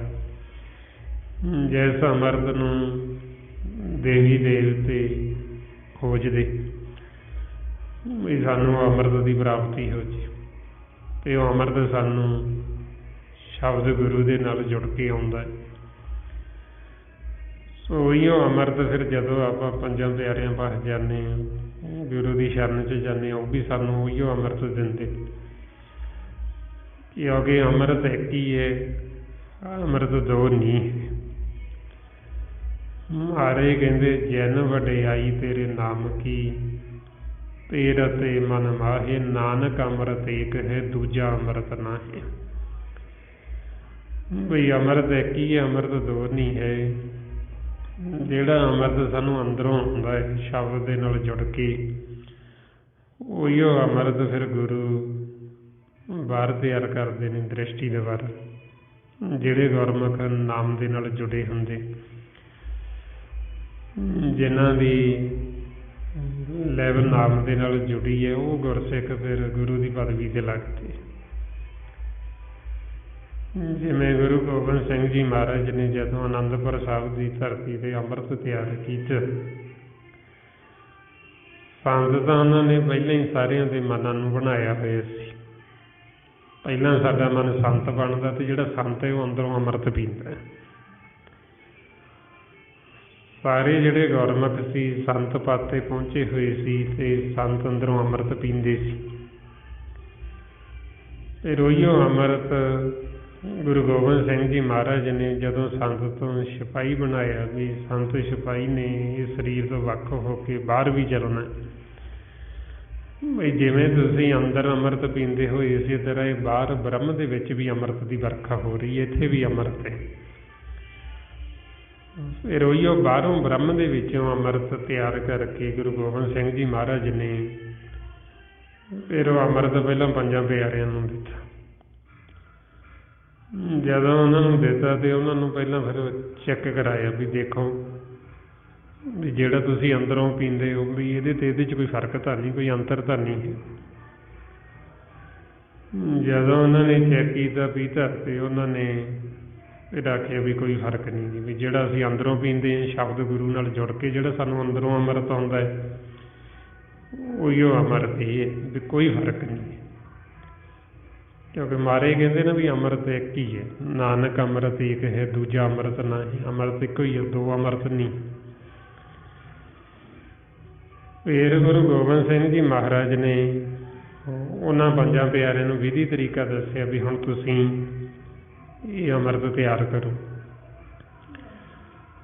ਹੁਣ ਉਹ ਗੁਰਸਿੱਖ ਜਦੋਂ ਅੰਮ੍ਰਿਤ ਤਿਆਰ ਕਰਨ ਲੱਗੇ, ਇੱਕ ਫਿਰ ਅੰਦਰ ਸਪੈਸ਼ਲ ਲਹਿਰ ਚੱਲਦੀ ਅੰਮ੍ਰਿਤ ਦੀ, ਗੁਰਮੁਖਾਂ ਦੇ ਜਦੋਂ ਅੰਮ੍ਰਿਤ ਤਿਆਰ ਕਰਦੇ, ਉਹਨਾਂ ਦੇ ਫਿਰ ਇਹ ਰੋਮਾਂ ਦੇ ਵਿੱਚੋਂ ਅੰਮ੍ਰਿਤ ਡੁੱਲ ਡੁੱਲ ਕੇ ਬਾਹਰ ਪੈਂਦਾ, ਉਹਨਾਂ ਦੀ ਦ੍ਰਿਸ਼ਟੀ ਦੇ ਵਿੱਚ ਅੰਮ੍ਰਿਤ ਆਉਂਦਾ। ਉਹ ਦ੍ਰਿਸ਼ਟੀ ਅੰਮ੍ਰਿਤਮਈ ਜਦੋਂ ਉਹ ਜਲ 'ਤੇ ਪੈਂਦੀ ਤੇ ਫਿਰ ਉਹ ਅੰਮ੍ਰਿਤ ਤਿਆਰ ਹੁੰਦਾ। ਫਿਰ ਇਸੇ ਤਰ੍ਹਾਂ ਹੀ ਜਦੋਂ ਉਹਨਾਂ ਪੰਜਾਂ ਪਿਆਰਿਆਂ ਨੇ ਅੰਮ੍ਰਿਤ ਤਿਆਰ ਕੀਤਾ ਤੇ ਫਿਰ ਗੁਰੂ ਗੋਬਿੰਦ ਸਿੰਘ ਜੀ ਨੇ ਮੰਗ ਕੀਤੀ ਵੀ ਸਾਨੂੰ ਵੀ ਦਿਓ, ਕਿਉਂਕਿ ਉਹਨਾਂ ਨੇ ਚੈੱਕ ਕਰਨਾ ਸੀ ਬਈ ਕੋਈ ਫਰਕ ਤਾਂ ਨਹੀਂ ਰਹਿ ਗਿਆ। ਜੇ ਕੋਈ ਫਰਕ ਰਹਿ ਗਿਆ ਤੇ ਫਿਰ ਉਹਨਾਂ ਨੂੰ ਦੱਸਣ। ਤੇ ਜਦੋਂ ਉਹਨਾਂ ਨੇ ਮੰਗ ਕੀਤੀ ਉਹਨਾਂ ਨੇ ਲਿਆ ਤੇ ਫਿਰ ਉਹਨਾਂ ਨੇ ਜਦੋਂ ਲੈ ਕੇ ਦੇਖਿਆ ਤੇ ਫਿਰ ਉਹਨਾਂ ਨੇ ਆਖਿਆ ਵੀ ਕੋਈ ਫਰਕ ਨਹੀਂ, ਵੀ ਅੰਮ੍ਰਿਤ ਉਹੀ ਹੋਇਆ ਜੋ ਆਪਾਂ ਅੰਦਰੋਂ ਪੀਂਦੇ ਹਾਂ, ਉਹੀ ਤੁਸੀਂ ਤਿਆਰ ਕੀਤਾ। ਤੇ ਫਿਰ ਉਹ ਗੁਰੂ ਦੀ ਡਿਊਟੀ ਲਾ ਦਿੱਤੀ ਪੰਜਾਂ ਪਿਆਰਿਆਂ ਦੀ ਵੀ ਜਿਹੜੇ ਜਗਿਆਸੂ ਹੋਣਗੇ, ਜਿਹੜੇ ਸੰਤ ਹੋਣਗੇ, ਜਿਹੜੇ ਤੁਹਾਡੀ ਸ਼ਰਨ ਦੇ ਵਿੱਚ ਆਉਣਗੇ, ਤੁਸੀਂ ਉਹਨਾਂ ਨੂੰ ਇਹ ਅੰਮ੍ਰਿਤ ਤਿਆਰ ਕਰਕੇ ਦੇਣਾ। ਹੁਣ ਇਸੇ ਤਰ੍ਹਾਂ ਹੀ ਫਿਰ ਜਦੋਂ ਆਪਾਂ ਪੰਜਾਂ ਪਿਆਰਿਆਂ ਕੋਲ ਜਾਂਦੇ ਹਾਂ, ਜਿਹੜੇ ਪੂਰਨ ਗੁਰਸਿੱਖ ਨੇ, ਜਿਹੜੇ ਨਾਮ ਦੇ ਨਾਲ ਜੁੜੇ ਹੋਏ, ਜਿਹੜੇ ਅੰਦਰੋਂ ਅੰਮ੍ਰਿਤ ਪੀਂਦੇ, ਫਿਰ ਉਹ ਇਹ ਅੰਮ੍ਰਿਤ ਤਿਆਰ ਕਰਦੇ ਤੇ ਫਿਰ ਉਹ ਆਪਾਂ ਨੂੰ ਇਹ ਅੰਮ੍ਰਿਤ ਦਿੰਦੇ। ਹੁਣ ਉਹ ਅੰਮ੍ਰਿਤ ਦੀ ਆਪਾਂ ਵੀ ਪਹਿਚਾਣ ਕਰਨੀ ਹੁੰਦੀ ਵੀ ਪਹਿਲਾਂ ਅਸੀਂ ਅੰਦਰੋਂ ਅੰਮ੍ਰਿਤ ਪੀਣਾ, ਸਿਮਰਨ ਕਰਕੇ ਜਦੋਂ ਅਸੀਂ ਸ਼ਬਦ ਗੁਰੂ ਨਾਲ ਜੁੜਾਂਗੇ ਸਾਨੂੰ ਅੰਦਰੋਂ ਅੰਮ੍ਰਿਤ ਆਏ। ਜਦੋਂ ਅਸੀਂ ਅੰਦਰੋਂ ਅੰਮ੍ਰਿਤ ਪੀਵਾਂਗੇ ਤੇ ਫਿਰ ਅਸੀਂ ਦੇਖਣਾ ਹੁੰਦਾ ਵੀ ਜਿਹੜਾ ਅਸੀਂ ਅੰਦਰੋਂ ਪੀਂਦੇ ਹਾਂ ਉਹਦੇ 'ਚ ਕੋਈ ਫਰਕ ਤਾਂ ਨਹੀਂ, ਕੋਈ ਅੰਤਰ ਤਾਂ ਨਹੀਂ। ਜੇ ਕੋਈ ਫਰਕ ਹੋਏਗਾ ਤੇ ਸਾਨੂੰ ਉਦੋਂ ਹੀ ਪਤਾ ਲੱਗ ਜੇ, ਕਿਉਂਕਿ ਆਪਾਂ ਅੰਦਰੋਂ ਲੈ ਰਹੇ। ਜੇ ਹੁਣ ਅਸੀਂ ਅੰਦਰੋਂ ਅੰਮ੍ਰਿਤ ਪੀਂਦੇ ਨਹੀਂ ਤੇ ਅਸੀਂ ਬਾਹਰੋਂ ਛਕ ਲੈਂਦੇ ਹਾਂ ਤੇ ਸਾਨੂੰ ਪਤਾ ਨਹੀਂ ਲੱਗਣਾ। ਜੇ ਕੋਈ ਫਰਕ ਵੀ ਹੋਇਆ ਸਾਨੂੰ ਤਾਂ ਵੀ ਨਹੀਂ ਪਤਾ ਵੀ, ਕਿਉਂਕਿ ਅਸੀਂ ਕਿਹੜਾ ਅੰਦਰੋਂ ਪੀਤਾ ਹੈ ਕਦੇ। ਜਿਵੇਂ ਕੋਈ ਗੁਰਮੁਖ ਸੀ ਉਹ ਆਪਣਾ ਸੰਗਤ ਕਰਦੇ ਸੀ ਤੇ ਸਿਮਰਨ ਕਰਦੇ ਸੀ ਤੇ ਮਹਾਰਾਜ ਦੀ ਕਿਰਪਾ ਹੋਈ, ਉਹਨਾਂ ਨੂੰ ਚਲੋ ਸਿਮਰਨ ਕਰਦੇ ਸੀ ਤੇ ਅੰਦਰੋਂ ਅੰਮ੍ਰਿਤ ਮਲਕ ਦੇਣ ਲੱਗ ਜਾਂਦੇ ਜਦੋਂ ਸਿਮਰਨ ਕਰਦੇ। ਤੇ ਉਹਨਾਂ ਨੇ ਵਿਚਾਰ ਬਣਾਈ ਵੀ ਚਲੋ ਹੁਣ ਵੀ ਗੁਰੂ ਵਾਲੇ ਬਣ ਜੀ, ਅੰਮ੍ਰਿਤ ਛਕਿਆ ਹੀ। ਉਹ ਕਿਤੇ ਇੱਦਾਂ ਹੀ ਅੰਮ੍ਰਿਤ ਛਕਣ ਚਲੇ ਗਏ ਤੇ ਜਦੋਂ ਉਹਨਾਂ ਦੀ ਵਾਰੀ ਆਈ ਤੇ ਉਹਨਾਂ ਨੂੰ ਅੰਮ੍ਰਿਤ ਦਿੱਤਾ ਤੇ ਉਹਨਾਂ ਨੇ ਜਦੋਂ ਚੂਲਾ ਲਿਆ ਤੇ ਉਹ ਕਹਿੰਦੇ ਵੀ ਇਹ ਤਾਂ ਵੀ ਅੰਦਰਲੇ ਨਾਲ ਤਾਂ ਮਿਲਦਾ ਹੀ ਨਹੀਂ ਹੈ, ਜਿਹੜਾ ਅੰਦਰੋਂ ਆਉਂਦਾ ਉਹ ਹੋਰ ਹੈ ਤੇ ਆਹ ਤਾਂ ਹੋਰ ਹੈ, ਇਹ ਤਾਂ ਇੱਕ ਤਾਂ ਹੈ ਨਹੀਂ, ਫਰਕ। ਤੇ ਉਹਨਾਂ ਨੇ ਬਾਹਰ ਤੋਂ ਫੜਿਆ ਤੇ ਉਹਨੂੰ ਬਾਹਰ ਕੱਢ ਦਿੱਤਾ ਵੀ ਤੂੰ ਤਾਂ ਗੱਲਾਂ ਹੀ ਹੋਰ ਕਰਦਾ। ਉਹ ਇਹ ਹੁਣ ਆਪਾਂ ਦੇਖਣਾ ਹੁੰਦਾ ਵੀ ਕੀ ਫਰਕ ਹੈ, ਵੀ ਕਿੱਥੇ ਫਰਕ ਹੈ, ਕਿਉਂਕਿ ਗੁਰੂ ਸਾਹਿਬ ਤਾਂ ਕਹਿੰਦੇ ਅੰਮ੍ਰਿਤ ਇੱਕੋ ਹੀ ਹੈ, ਅੰਮ੍ਰਿਤ ਦੋ ਨਹੀਂ ਹੈ। ਨਾਨਕ ਅੰਮ੍ਰਿਤ ਇੱਕ ਹੈ, ਦੂਜਾ ਅੰਮ੍ਰਿਤ ਨਹੀਂ, ਵੀ ਅੰਮ੍ਰਿਤ ਦੋ ਨਹੀਂ, ਇੱਕ ਹੀ ਅੰਮ੍ਰਿਤ। ਹੁਣ ਇਸ ਵਾਸਤੇ ਫਿਰ ਪਹਿਲਾਂ ਅਸੀਂ ਅੰਦਰੋਂ ਅੰਮ੍ਰਿਤ ਲੈਣਾ ਤੇ ਉਹ ਅੰਮ੍ਰਿਤ ਸਾਨੂੰ ਫੇਰ ਹੀ ਆਏਗਾ ਜਦੋਂ ਅਸੀਂ ਹੁਣ ਸਿਮਰਨ ਅਭਿਆਸ ਕਰਾਂਗੇ। ਅਸੀਂ ਇਸ ਵਾਸਾਂ ਦਾ ਧਨ ਨਿਰਗੁਣ ਦੇ ਖਜ਼ਾਨੇ 'ਚ ਜਮ੍ਹਾਂ ਕਰਾਵਾਂਗੇ। ਫਿਰ ਮਾਲਕ ਸਾਡੇ ਅੰਦਰ ਬੈਠ ਕੇ ਇਹਨਾਂ ਸਵਾਸਾਂ ਨੂੰ ਤੋਲਦੇ ਨੇ ਵੀ ਕਿਹੜੇ ਗੁਰਮੁਖ ਨੇ ਕਿੰਨਾ ਕਿੰਨਾ ਧਨ ਸਵਾਸਾਂ ਦਾ ਜਮ੍ਹਾਂ ਕਰਾਇਆ। ਮਾਰੇ ਫਰਮਾਉਂਦੇ ਇਸ ਕਾਇਆ ਅੰਦਰ ਤੋਲਤ ਲਾਵੇ, ਆਪੇ ਤੋਲਣਹਾਰਾ ਵੀ ਬੈਠ ਕੇ ਮਾਲਕ ਤੋਲਦੇ। ਜੇ ਇਹਦਾ ਦੇਖਦੇ ਵੀ ਇੰਨਾ ਧਨ ਅਸੀਂ ਜਮ੍ਹਾਂ ਕਰਾ ਲਿਆ ਵੀ ਨਾਮ ਦੀ ਸਾਨੂੰ ਪ੍ਰਾਪਤੀ ਹੋ ਸਕਦੀ ਤੇ ਉਹ ਸਾਨੂੰ ਨਾਮ ਦੀ ਪ੍ਰਾਪਤੀ ਹੋ ਜਾਂਦੀ। ਆਪਣੇ ਅੰਦਰ ਹੀ ਅਨਹਦ ਸ਼ਬਦ ਨਾਦ ਪ੍ਰਗਟ ਹੋ ਜੇ, ਅਨਹਦ ਵਾਜੇ, ਅਨਹਦ ਧੁਨਾਂ ਵੱਜਣੀਆਂ ਸ਼ੁਰੂ ਹੋ ਜਾਣਗੀਆਂ। ਜਿਵੇਂ ਆਪਾਂ ਦੇਖਦੇ ਹਾਂ ਬਾਹਰ ਵਾਜੇ ਵੱਜਦੇ, ਇਸੇ ਤਰ੍ਹਾਂ ਹੀ ਇਹ ਆਪਣੇ ਅੰਦਰ ਵੱਜਦੇ। ਇਹ ਤਾਂ ਨਕਲ ਹੈ, ਇਹ ਤਾਂ ਕਾਲ ਨੇ ਬਣਾਏ ਹੋਏ ਨੇ ਬਾਹਰਲੇ। ਅਸਲ ਜਿਹੜੇ ਅਨਹਦ ਵਾਜੇ ਉਹ ਸਾਡੇ ਅੰਦਰ ਵੱਜਦੇ। ਜਿਵੇਂ ਆਪਾਂ ਦੇਖਦੇ ਵੀ ਜਿਹੜੇ ਘਰੇ ਖੁਸ਼ੀ ਹੁੰਦੀ, ਚਲੋ ਖੁਸ਼ੀ 'ਚ ਵਾਜੇ ਵਜਾਏ ਜਾਂਦੇ ਵੀ ਖੁਸ਼ੀ ਹੈ ਜੀ। ਹੁਣ ਆਪਣਾ ਜਿਹੜਾ ਘਰ ਅਸਲ ਨਿੱਜ ਮਹਿਲ, ਉੱਥੇ ਤਾਂ ਸਦਾ ਹੀ ਖੁਸ਼ੀ ਹੈ, ਸਦਾ ਆਨੰਦ, ਉੱਥੇ ਕਦੇ ਦੁੱਖ ਹੈ ਹੀ ਨਹੀਂ। ਇਸ ਵਾਸਤੇ ਆਪਣੇ ਘਰ ਦੇ ਵਿੱਚ ਦਿਨ ਰਾਤ ਅਨਹਦ ਵਾਜੇ ਵੱਜਦੇ, ਉੱਥੇ ਕਦੇ ਬੰਦ ਹੁੰਦੇ ਹੀ ਨਹੀਂ, ਦਿਨ ਰਾਤ ਵੱਜਦੇ ਹੀ ਰਹਿੰਦੇ। ਜਿਸ ਨੂੰ ਮਹਾਰਾਜ ਕਹਿੰਦੇ 9 ਦਰ ਠਾਕੇ ਧਾਵਤ ਰਹਾਏ 10ਵੇਂ ਨਿਜ ਘਰ ਵਾਸਾ ਪਾਈ। ਉਥੇ ਅਨਹਦ ਸ਼ਬਦ ਵਜੇ ਦਿਨ ਰਾਤੀ ਗੁਰਮਤਿ ਸ਼ਬਦ ਸੁਣਾਵਣੇ ਆ। ਵੀ ਜਦੋਂ ਅਸੀਂ ਇਹਨਾਂ 9 ਦਰਾਂ ਤੋਂ ਉੱਪਰ ਉੱਠ ਕੇ 10ਵੇਂ 'ਚ ਜਾਂਦੇ, ਉੱਥੇ ਦਿਨ ਰਾਤ ਸਾਡੇ ਅੰਦਰ ਅਨਹਦ ਵਾਜੇ ਵੱਜਦੀ। ਪਰ ਉਹ ਵਾਜੇ ਸਾਨੂੰ ਗੁਰੂ ਦੀ ਮੱਤ ਦੁਆਰਾ ਸੁਣਾਈ ਦਿੰਦੇ, ਆਪਦੀ ਮੱਤ ਦੁਆਰਾ ਨਹੀਂ ਸੁਣਦੇ। ਜਦੋਂ ਅਸੀਂ ਗੁਰੂ ਦੀ ਮੱਤ ਲਵਾਂਗੇ ਫਿਰ ਸੁਣਾਂਗੇ। ਇਸ ਵਾਸਤੇ ਸਾਡੀ ਜਿਹੜੀ ਗੁਰਮਤ ਗੁਰੂ ਦੀ ਮੱਤ ਉਹ ਸ਼ੁਰੂ ਹੀ ਸਾਡੇ ਘਰ ਤੋਂ ਹੁੰਦੀ, ਜਿੱਥੇ ਸਾਡੇ ਅੰਦਰ ਅਨਹਦ ਵਾਜੇ ਵੱਜਦੇ 5 ਸ਼ਬਦ ਪ੍ਰਗਟ ਨੇ। ਉਦੋਂ 5 ਸ਼ਬਦਾਂ ਤੋਂ ਸਾਡੀ ਗੁਰਮਤ ਸ਼ੁਰੂ ਹੁੰਦੀ, ਗੁਰੂ ਦੀ ਮੱਤ। ਮਹਾਰਾਜ ਫਰਮਾਉਂਦੇ 5 ਸ਼ਬਦ ਵਜੇ ਮੱਤ ਗੁਰਮਤ, ਬੜਭਾਗੀ ਅਨਹਦ ਵੱਜਿਆ। ਆਨੰਦ ਮੂਲ ਰਾਮ ਸਭ ਦੇਖਿਆ, ਗੁਰ ਸ਼ਬਦੀ ਗੋਬਿੰਦ ਗੱਜਿਆ। ਵੀ ਸਾਡੇ ਅੰਦਰ ਉਹ 5 ਸ਼ਬਦ ਪ੍ਰਗਟ ਨੇ। ਜਿਵੇਂ ਆਪਾਂ ਬਾਹਰ ਦੇਖਦੇ ਹਾਂ, ਸ਼ਬਦ ਸੁਣਦੇ, ਇਸੇ ਤਰ੍ਹਾਂ ਹੀ ਸਾਡੇ ਅੰਦਰ ਘਨੇਰੇ ਸ਼ਬਦ ਵੱਜਦੇ, ਅਨਹਦ ਵਾਜੇ ਵੱਜਦੇ। ਜਿਵੇਂ ਮਹਾਰਾਜ ਕਹਿੰਦੇ 5 ਸ਼ਬਦ ਨਰਮੈਲ ਵਾਜੇ, ਢੁਲਕੇ ਚਵਰ ਸੰਖ ਘਣ ਗਾਜੇ। ਜਿਵੇਂ ਢੋਲ ਦੀ ਆਵਾਜ਼ ਆਪਾਂ ਦੇਖਦੇ ਨਾ, ਗੁਰੂ ਘਰ ਨਗਾਰਾ ਵੱਜਦਾ, ਉਹ ਆਵਾਜ਼ ਆਪਣੇ ਅੰਦਰ ਵੱਜਦੀ। ਛੈਣਿਆਂ ਦੀ ਆਵਾਜ਼, ਤਬਲੇ ਦੀ ਆਵਾਜ਼, ਜਿਹੜਾ ਤਬਲਾ ਵਜਾਉਂਦੇ ਗੁਰਮੁਖ ਜੋੜੀ, ਜਿਹੜਾ ਵਾਜਾ ਵਜਾਉਂਦੇ ਹਾਰਮੋਨੀਅਮ, ਇਹ ਸਭ ਸਾਡੇ ਅੰਦਰੋਂ ਇਹ ਬਾਹਰ ਆਏ। ਇਹ ਅਸਲ ਸਾਡੇ ਅੰਦਰ ਵੱਜਦੇ, ਅਸਲ ਦੀ ਨਕਲ ਬਾਹਰ ਤਿਆਰ ਕੀਤੀ ਗਈ। ਜਦੋਂ ਆਪਾਂ ਸੰਸਾਰ ਦੇ ਵਿੱਚ ਆਉਂਦੇ ਹਾਂ, ਬੱਚਾ ਪ੍ਰਵੇਸ਼ ਹੁੰਦਾ, ਉਦੋਂ ਅਸੀਂ ਇਹਨਾਂ ਅੰਦਰੋਂ ਅਨਹਦ ਸ਼ਬਦਾਂ ਦੇ ਨਾਲ ਹੀ ਜੁੜੇ ਹੁੰਦੇ ਹਾਂ। ਇਹ ਉਹ ਅਸੀਂ ਫਿਰ ਉਹਨੂੰ ਬਾਹਰ ਸੁਣਾਉਂਦੇ ਹਾਂ। ਤਾਂਹੀਓ ਬੱਚੇ ਨੂੰ ਆਪਾਂ ਦੇਖਦੇ ਹਾਂ, ਉਹਦੇ ਕੋਲ ਛੁਣਛੁਣੇ ਜਿਹੇ ਵਜਾਈ ਜਾਂਦੇ, ਉਹ ਦੇਖਦਾ, ਉਹਨੂੰ ਭੁਲੇਖਾ ਪੈਂਦਾ ਵੀ ਇਹ ਤਾਂ ਮੈਂ ਅੰਦਰੋਂ ਸੁਣਦਾ, ਵੀ ਇਹ ਬਾਹਰੋਂ ਆਉਂਦੀ ਆਵਾਜ਼। ਉਹ ਫਿਰ ਅਸੀਂ ਉਹਦਾ ਧਿਆਨ ਅੰਦਰੋਂ ਹੌਲੀ ਹੌਲੀ ਉਹ ਬਾਹਰ ਖਿੱਚੀ ਲਈ ਆਉਂਦੇ ਹਾਂ। ਉਹ ਅੰਦਰੋਂ ਫਿਰ ਉਹਨਾਂ ਨੂੰ ਛੱਡ ਕੇ ਉਹ ਬਾਹਰਲਿਆਂ ਨੂੰ ਸੁਣਨਾ ਸ਼ੁਰੂ ਕਰ ਦਿੰਦਾ। ਉਹ ਫਿਰ ਹੌਲੀ ਹੌਲੀ ਉਹ ਅੰਦਰੋਂ ਭੁੱਲਦਾ ਜਾਂਦਾ ਅਤੇ ਬਾਹਰ ਉਹ ਅਸੀਂ ਹੋਰ ਸੁਣਾਈ ਜਾਂਦੇ। ਸੁਣ ਸੁਣ ਕੇ ਫਿਰ ਉਹ ਇੰਨਾ ਦ੍ਰਿੜ ਹੋ ਜਾਂਦੇ ਉਸ ਨੂੰ, ਫਿਰ ਉਹ ਬਾਹਰਲਾ ਹੀ ਸੁਣੀ ਜਾਂਦਾ ਅਤੇ ਅੰਦਰ ਦਾ ਉਹਨੂੰ ਭੇਦ ਹੀ ਨਹੀਂ ਰਹਿੰਦਾ ਵੀ ਅਸਲ ਮੇਰੇ ਅੰਦਰ ਵੀ ਇਹ ਤਾਂ ਨਕਲ ਆ। ਇਸ ਵਾਸਤੇ ਹੁਣ ਸਤਿਗੁਰੂ ਆਪਾਂ ਨੂੰ ਸਮਝਾਉਂਦੇ ਵੀ ਜਿਵੇਂ ਹੁਣ ਅਸੀਂ ਅੰਦਰੋਂ ਬਾਹਰ ਆਏ ਹਾਂ, ਹੁਣ ਅਸੀਂ ਉਲਟ ਚੱਲਣਾ, ਫਿਰ ਵਾਪਸ ਅਸੀਂ ਅੰਤਰਮੁਖੀ ਹੋਣਾ। ਹੁਣ ਆਪਾਂ ਉਸੇ ਅਵਸਥਾ 'ਚ ਹੀ ਜਾਣਾ ਜਿਹੜੀ 'ਚ ਬੱਚਾ ਹੁੰਦਾ। ਵੀ ਜਦੋਂ ਆਪਾਂ ਸੰਸਾਰ 'ਚ ਆਏ ਸੀ, ਬੱਚੇ ਸੀ, ਹੁਣ ਉਸੇ ਹਾਲਤ, ਉਸੇ ਅਵਸਥਾ 'ਚ ਹੀ ਅਸੀਂ ਵਾਪਸ ਮੁੜਨਾ। ਅਤੇ ਜਿਉਂ-ਜਿਉਂ ਅਸੀਂ ਉਸ ਅਵਸਥਾ 'ਚ ਜਾਵਾਂਗੇ ਅਤੇ ਉਹਦੇ ਅਸੀਂ ਅੰਤਰਮੁਖੀ ਹੁੰਦੇ ਜਾਵਾਂਗੇ, ਅਤੇ ਜਿਉਂ-ਜਿਉਂ ਅੰਤਰਮੁਖੀ ਹੋਵਾਂਗੇ ਸਾਨੂੰ ਅੰਦਰੋਂ ਸੁਣਨਾ ਹੀ ਸ਼ੁਰੂ ਹੋ ਜਾਣਾ। ਜਦੋਂ ਅਸੀਂ ਅੰਦਰੋਂ ਸੁਣਦੇ ਹਾਂ ਅਤੇ ਫਿਰ ਸਾਨੂੰ ਪਤਾ ਲੱਗਦਾ ਵੀ ਹਾਂ ਆਹ ਹੈ ਅਸਲ। ਇਹ ਜੋ ਸਾਨੂੰ ਫਿਰ ਗੁਰੂ ਸਾਹਿਬਾਨਾਂ ਨੇ, ਜਿਵੇਂ ਜਦੋਂ ਸੰਸਾਰ 'ਚ ਗੁਰੂ ਨਾਨਕ ਦੇਵ ਜੀ ਆਏ, ਉਹ ਚੱਲੇ ਉਦਾਸੀਆਂ 'ਤੇ, ਉਹ ਗਏ ਜੋਗੀਆਂ ਕੋਲ ਗਏ। ਹੁਣ ਜਿਹੜੇ ਜੋਗੀ ਸੀ ਉਹ ਕੀ ਕਰਦੇ, ਉਹ ਬਾਹਰੋਂ ਕਿੰਗਰੀ ਵਜਾਉਂਦੇ ਸੀ। ਕਿੰਗਰੀ ਵਜਾ ਕੇ ਉਹਦੇ ਨਾਲ ਸੁਰਤੀ ਚੜ੍ਹਾਉਂਦੇ ਸੀ। ਇਹ ਮਾਰੇ ਸੱਚੇ ਪਾਤਸ਼ਾਹ ਕਹਿੰਦੇ ਵੀ ਤੁਸੀਂ ਇਹ ਹੱਥ ਨਾਲ ਕਿੰਗਰੀ ਛੱਡੋ, ਵੀ ਤੁਹਾਡੇ ਅੰਦਰ ਕਿੰਗਰੀ ਵੱਜਦੀ, ਉਹ ਮਾਲਕ ਵਜਾ ਰਹੇ ਹੈ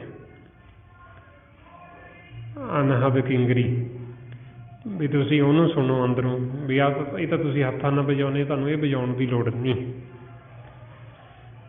ਅਤੇ ਜਦੋਂ ਮਹਾਰਾਜ ਨੇ ਉਹਨਾਂ ਨੂੰ ਗਿਆਨ ਦਿੱਤਾ, ਸੋਝੀ ਦਿੱਤੀ, ਅਤੇ ਉਹਨਾਂ ਨੇ ਜਦੋਂ ਅੰਦਰੋਂ ਸੁਣਿਆ ਉਸ ਨੂੰ, ਅਤੇ ਫਿਰ ਉਹ ਖੁਸ਼ ਹੋ ਗਏ ਵੀ ਆਹ ਅਸਲ ਚੀਜ਼ ਹੈ। ਵੀ ਹੁਣ ਭੇਦ ਆਇਆ, ਵੀ ਪਹਿਲਾਂ ਤਾਂ ਅਸੀਂ ਬਾਹਰ ਹੀ ਵਜਾਉਂਦੇ ਰਹੇ। ਅਤੇ ਫਿਰ ਉਹਨਾਂ ਨੇ ਗੁਰੂ ਨਾਨਕ ਦੇਵ ਜੀ ਨੂੰ ਮੰਨਿਆ ਵੀ ਇਹ ਸਾਡੇ ਸੀਨੀਅਰ ਨੇ, ਵੀ ਸਾਤੋਂ ਵੱਧ ਇਹਨਾਂ ਨੂੰ ਭੇਦ, ਸਾਤੋਂ ਵੱਧ ਗਿਆਨ ਨੇ, ਸਾਤੋਂ ਅੱਗੇ ਦੀ ਗੱਲ ਕਰਦੇ। ਇਸੇ ਤਰ੍ਹਾਂ ਹੀ ਫਿਰ ਆਪਾਂ ਨੂੰ ਸਮਝਾਉਂਦੇ ਵੀ ਸਾਡੇ ਅੰਦਰ ਮਾਲਕ ਬੋਲ ਰਿਹਾ, ਸਭ ਦੇ ਜਿਹੜੇ ਵਾਜੇ ਸਾਡੇ ਅੰਦਰ ਵੱਜਦੇ ਨੇ, ਤੁਸੀਂ ਉਹਨਾਂ ਨੂੰ ਸੁਣੋ। ਤੇ ਸੁਣਿਆ ਕਿਵੇਂ ਜਾਣਾ?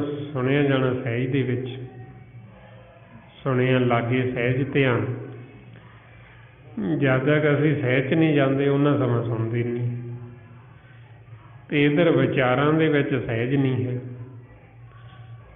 ਇੱਧਰ ਤ੍ਰੈ ਗੁਣਾਂ ਦੇ ਵਿੱਚ, ਮਾਇਆ ਦੇ ਵਿੱਚ ਇੰਨਾ ਸ਼ੋਰ ਸ਼ਰਾਬਾ ਹੈ।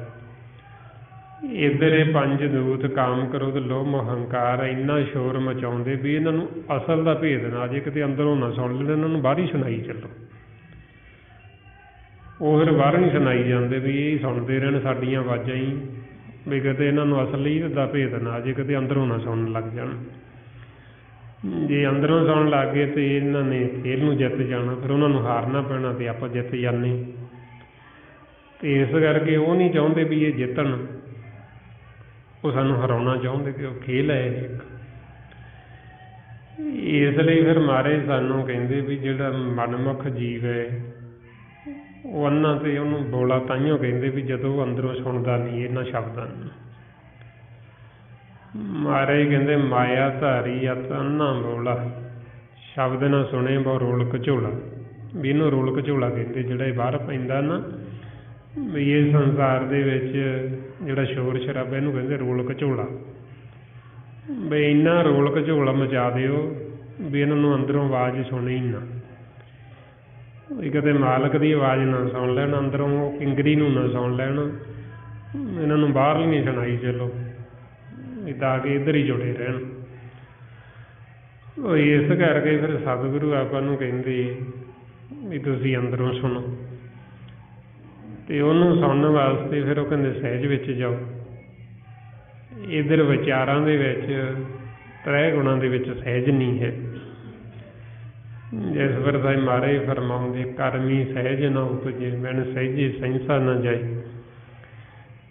ਇੱਧਰ ਮਨ ਦੇ ਜਿਹੜੇ ਕਰਮ, ਵਿਚਾਰ, ਵਿਚਾਰਾਂ 'ਚ ਸਹਿਜ ਨਹੀਂ, ਹੌਰਿਆਂ 'ਚ ਸਹਿਜ ਨਹੀਂ ਹੈ। ਤੇ ਜਦ ਤੱਕ ਸਹਿਜ 'ਚ ਨਹੀਂ ਜਾਂਦਾ ਉਹਨਾਂ ਸਮਾਂ ਸੁਣਦਾ ਨਹੀਂ। ਹੁਣ ਸਹਿਜ ਵਿੱਚ ਕਿਵੇਂ ਜਾਵੇ? ਫਿਰ ਉਹਦੇ ਵਾਸਤੇ ਕਹਿੰਦੇ ਸਿਮਰਨ ਕਰੋ। ਜਿਉਂ ਜਿਉਂ ਅਸੀਂ ਸਿਮਰਨ ਕਰਾਂਗੇ, ਨਾਲ ਨਾਲ ਮਨ ਨੂੰ ਗੁਰੂ ਦੀ ਮੱਤ ਦੇਵਾਂਗੇ, ਗਿਆਨ ਦੇਵਾਂਗੇ, ਤੇ ਫਿਰ ਇਹ ਮਨ ਸਾਡਾ ਸਹਿਜ ਵਿੱਚ ਆਉਂਦਾ ਹੈ। ਰਮਾਉਂਦੇ ਗੁਰ ਸ਼ਬਦੀ ਤਰੀਏ, ਬੌਰ ਨਾ ਮਰੀਏ, ਚੁਕੇ ਆਵਣ ਜਾਣਾ, ਜੋ ਕਿਛ ਕਰੇ ਸੋਈ ਭਲ ਮਾਨੋ, ਤਾਂ ਮਨ ਸਹਿਜ ਸਮਾਨਾ। ਇਹ ਜੋ ਮਾਲਕ ਕਰ ਰਿਹਾ ਉਹਨੂੰ ਭਲਾ ਭਲਾ ਕਰਕੇ ਮੰਨੋ ਤੇ ਸ਼ਬਦ ਦੀ ਕਮਾਈ ਕਰੋ, ਸਿਮਰਨ ਕਰੋ ਤੇ ਮਨ ਸਹਿਜ ਵਿੱਚ ਆ ਜਾਏਗਾ। ਜਦੋਂ ਮਨ ਸਹਿਜ ਵਿੱਚ ਆ ਗਿਆ ਤੇ ਫਿਰ ਇਹਨੂੰ ਸੁਣਨਾ ਹੀ ਸੁਣਨਾ। ਸਹਿਜ ਵਿੱਚ ਆਏਗਾ ਤੇ ਇਹਨੂੰ ਮਾਲਕ ਦੀ ਆਵਾਜ਼ ਵੀ ਸੁਣੇਗੀ, ਸਹਿਜ ਵਿੱਚ ਆਏਗਾ ਤੇ ਇਹਨੂੰ ਮਨ ਨੂੰ ਅੰਮ੍ਰਿਤ ਵੀ ਆਏਗਾ, ਮਨ ਦੀ ਖੁਰਾਕ ਵੀ ਮਿਲੇਗੀ। ਇਹ ਸਹਿਜ ਦੀ ਨਿਸ਼ਾਨੀ ਹੈ। ਜਦੋਂ ਅਸੀਂ ਥੋੜ੍ਹਾ ਜਿਹਾ ਵੀ ਸਹਿਜ 'ਚ ਜਾਵਾਂਗੇ, ਸਾਡਾ ਉਦੋਂ ਹੀ ਮੁੱਖ ਅੰਮ੍ਰਿਤ ਦੇ ਨਾਲ ਮਿੱਠਾ ਹੋਣਾ ਸ਼ੁਰੂ ਹੋ ਜਾਣਾ, ਅੰਦਰੋਂ ਹੀ ਸਾਨੂੰ ਅੰਮ੍ਰਿਤ ਆਉਣ ਲੱਗ ਜਾਣਾ। ਤੁਸੀਂ ਦੇਖੋਗੇ ਵੀ ਆਪਾਂ ਕੋਈ ਮਿੱਠੀ ਚੀਜ਼ ਵੀ ਨਹੀਂ ਖਾਧੀ, ਨਾ ਕੋਈ ਖੰਡ ਖਾਧੀ, ਨਾ ਗੁੜ ਖਾਧਾ, ਵੀ ਮੂੰਹ ਉਦੋਂ ਹੀ ਮਿੱਠਾ ਹੋਈ ਜਾਵੇ। ਉਹਨੂੰ ਕਹਿੰਦੇ ਸਾਡੇ ਮਨ ਦੀ ਖੁਰਾਕ ਅੰਮ੍ਰਿਤ ਰਸ। ਜਦੋਂ ਆਪਣਾ ਮੁੱਖ ਮਿੱਠਾ ਹੋਣ ਲੱਗ ਗਿਆ, ਉਦੋਂ ਕਹਿੰਦੇ ਬਈ ਇਹ ਵੱਡੇ ਭਾਗਾਂ ਵਾਲੇ ਬਣ ਗਏ। ਸਹਿਜ ਆਨੰਦ ਹੋਆ ਬੜ ਭਾਗੀ, ਮਨ ਹਰ ਹਰ ਮੀਠਾ ਲਾਇਆ। ਜਨ ਕਹੇ ਨਾਨਕ ਲਾ ਪਹਿਲੀ, ਆਰੰਭ ਕਾਰਜ ਰਚਾਇਆ। ਬਈ ਉਦੋਂ ਸਾਡੇ ਮਨ ਦਾ ਕਾਰਜ ਆਰੰਭ ਹੋ ਜਾਂਦਾ, ਉਦੋਂ ਆਪਾਂ ਇਹ ਭਗਤੀ ਦੇ ਮਾਰਗ 'ਤੇ ਤੁਰ ਪੈਂਦੇ ਹਾਂ। ਮਾਲਕ ਸਾਨੂੰ ਅਪਣਾ ਲੈਂਦਾ, ਵੀ ਉਹ ਸਾਡਾ ਮੁੱਖ ਮਿੱਠਾ ਕਰਨਾ ਸ਼ੁਰੂ ਕਰ ਦਿੰਦਾ। ਇਹ ਫਿਰ ਸਹਿਜ ਦੀ ਨਿਸ਼ਾਨੀ ਵੀ ਜਦੋਂ ਅਸੀਂ ਸਹਿਜ 'ਚ ਜਾਵਾਂਗੇ, ਸਾਡਾ ਮੁੱਖ ਵੀ ਮਿੱਠਾ ਹੋਣਾ, ਸਾਨੂੰ ਅਨਹਦ ਵਾਜੇ ਵੀ ਸੁਣਨੇ। ਉਹ ਜੇ ਹੁਣ ਸਾਡਾ ਮੁੱਖ ਮਿੱਠਾ ਨਹੀਂ ਹੁੰਦਾ, ਸਾਨੂੰ ਅੰਦਰੋਂ ਅਨਹਦ ਵਾਜੇ ਨਹੀਂ ਸੁਣਾਈ ਦਿੰਦੇ, ਤਾਂ ਸਾਡਾ ਮਨ ਸਹਿਜ 'ਚ ਨਹੀਂ ਜਾਂਦਾ। ਤਾਂਹੀਓ ਸਾਨੂੰ ਫਿਰ ਸੁਣਾਈ ਨਹੀਂ ਦਿੰਦਾ, ਤਾਂਹੀਓ ਸਾਨੂੰ ਅੰਮ੍ਰਿਤ ਨਹੀਂ ਆਉਂਦਾ। ਹੁਣ ਸਹਿਜ ਵਿੱਚ ਫਿਰ ਜਾਣ ਵਾਸਤੇ ਆਪਾਂ ਨੂੰ ਕਹਿੰਦੇ ਵੀ ਸਿਮਰਨ ਕਰੋ ਵੱਧ ਤੋਂ ਵੱਧ। ਜਿੰਨਾ ਅਸੀਂ ਸਿਮਰਨ ਕਰਾਂਗੇ, ਮਨ ਨੂੰ ਵਿਚਾਰਾਂ ਤੋਂ ਰਹਿਤ ਕਰਾਂਗੇ, ਤੇ ਫਿਰ ਇਹ ਸਹਿਜ ਵਿੱਚ ਆਏ। ਆਓ ਹੁਣ ਸਹਿਜ ਵਿੱਚ ਜਾਣ ਵਾਸਤੇ ਜੋ ਸਤਿਗੁਰੂ ਆਪਾਂ ਨੂੰ ਇਹ ਸਾਸਗਰਾ ਸਿਮਰਨ ਦੱਸਦੇ ਨੇ, ਆਓ ਸਾਰੇ ਗੁਰਮੁਖ ਪਿਆਰੇ ਕਰੋ ਜੀ ਸ਼ੁਰੂ। ਵਾਹਿਗੁਰੂ ਵਾਹਿਗੁਰੂ ਵਾਹਿਗੁਰੂ ਵਾਹਿਗੁਰੂ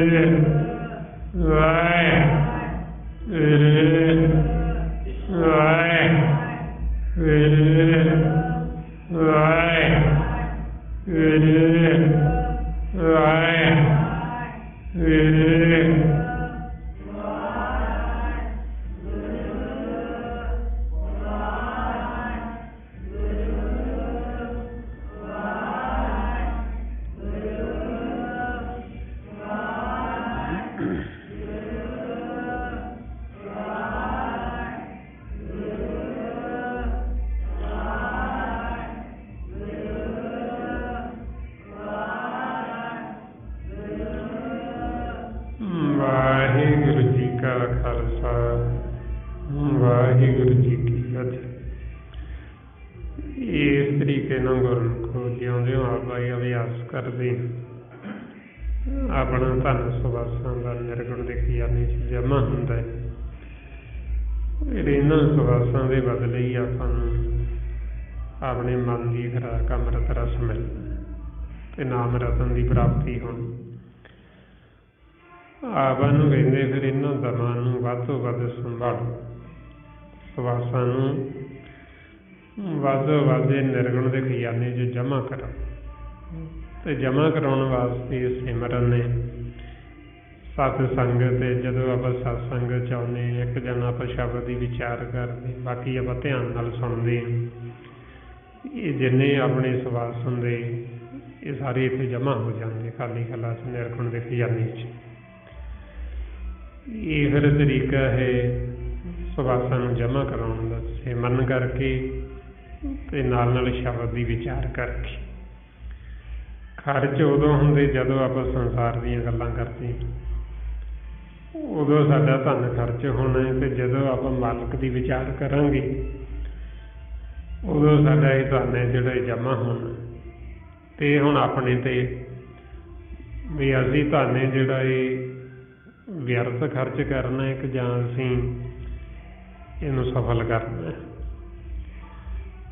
ਜਿਹਦਾ ਆਪਾਂ ਨੂੰ ਹੁਣ ਗਿਆਨ ਹੋ ਗਿਆ, ਸੋਝੀ ਆ ਗਈ ਵੀ ਅਸੀਂ ਇਸ ਧਨ ਨੂੰ ਵਿਅਰਥ ਨਹੀਂ ਖਰਾਬ ਕਰਨਾ, ਫਿਰ ਆਪਾਂ ਉਹਦਾ ਸਿਮਰਨ ਕਰਦੇ ਰਹਾਂਗੇ। ਅਤੇ ਜਦੋਂ ਕਿਤੇ ਬੈਠਾਂਗੇ ਸ਼ਬਦ ਦੀ ਵਿਚਾਰ ਕਰਾਂਗੇ। ਅਤੇ ਜਿੱਥੇ ਸੰਸਾਰੀ ਗੱਲਾਂ ਹੁੰਦੀਆਂ ਅਤੇ ਉੱਥੇ ਆਪਾਂ ਫਤਿਹ ਬੁਲਾ ਕੇ ਆਪਦਾ ਸਾਈਡ 'ਤੇ ਹੋ ਜਾਂਗੇ ਵੀ ਅਸੀਂ ਜ਼ਰੂਰੀ ਆਪਦਾ ਧਨ ਖਰਾਬ ਕਰਨਾ, ਵੀ ਅਸੀਂ ਆਪਦਾ ਸਿਮਰਨ ਕਰੀਏ ਜਾਂ ਮਾਲਕ ਦੀ ਵਿਚਾਰ ਕਰੀਏ। ਇਸ ਵਾਸਤੇ ਫਿਰ ਆਪਾਂ ਨੂੰ ਔਖਾ ਨਹੀਂ ਲੱਗਦਾ ਜਦੋਂ ਸਾਨੂੰ ਗਿਆਨ ਹੋ ਜਾਂਦਾ, ਸੋਝੀ ਆ ਜਾਂਦੀ, ਫਿਰ ਆਪਣੇ ਅੰਦਰ ਭੁੱਖ ਲੱਗਣੀ ਸ਼ੁਰੂ ਹੋ ਜਾਂਦੀ। ਜਿਸ ਨੂੰ ਮਹਾਰਾਜ ਕਹਿੰਦੇ ਸਾਚੇ ਨਾਮ ਕੀ ਲਾਗੇ ਭੁੱਖ, ਉਹਦੇ ਭੁੱਖੇ ਖਾਏ ਚਲੀਏ ਜੂਖ। ਬਈ ਜਦੋਂ ਸਾਨੂੰ ਉਹ ਨਾਮ ਦੀ ਭੁੱਖ ਲੱਗਣ ਲੱਗ ਗਈ, ਜਦੋਂ ਭੁੱਖ ਲੱਗਣ ਲੱਗ ਗਈ ਅਤੇ ਅਸੀਂ ਭੁੱਖ ਮਿਟਾਉਣ ਵਾਸਤੇ ਆਪੇ ਕਰਾਂਗੇ। ਜਦ ਤੱਕ ਭੁੱਖ ਨਹੀਂ ਲੱਗਦੀ ਉਹਨਾਂ ਸਮਾਂ ਅਸੀਂ ਕਰਦੇ ਨਹੀਂ ਵੀ ਨਹੀਂ ਔਖਾ ਹੈ ਜੀ। ਜਿਵੇਂ ਹੁਣ ਆਪਾਂ ਨੂੰ ਸਰੀਰ ਵਾਸਤੇ ਆਪਾਂ ਨੂੰ ਜਦੋਂ ਸਰੀਰ ਦੀ ਭੁੱਖ ਲੱਗਦੀ ਅਤੇ ਆਪਾਂ ਕਦੇ ਨਹੀਂ ਕਹਿੰਦੇ ਵੀ ਖਾਣਾ ਔਖਾ, ਕਿਉਂਕਿ ਭੁੱਖ ਨੂੰ ਮਿਟਾਉਣਾ। ਜਿਵੇਂ ਆਮ ਜੀਵ ਅੱਗੇ ਸੰਸਾਰ 'ਚ ਕਹਿ ਦਿੰਦੇ ਵੀ ਜੀਵ ਕਹਿੰਦਾ ਕੰਮ ਕਰਨਾ ਔਖਾ, ਕਹਿੰਦਾ ਰੋਟੀ ਖਾਣੀ ਨਹੀਂ ਔਖੀ ਲੱਗਦੀ। ਉਹ ਇਸੇ ਤਰ੍ਹਾਂ ਹੀ ਆਪਾਂ ਨੂੰ ਹੁਣ ਉਹ ਔਖਾ ਨਹੀਂ, ਕਿਉਂਕਿ ਉਹ ਭੁੱਖ ਨੂੰ ਮਿਟਾਉਣ ਵਾਸਤੇ ਆਪਾਂ ਪਾਣੀ ਪੀਂਦੇ ਹਾਂ, ਹੋਰ ਪ੍ਰਸ਼ਾਦਾ ਭੋਜਨ ਛਕਦੇ ਹਾਂ।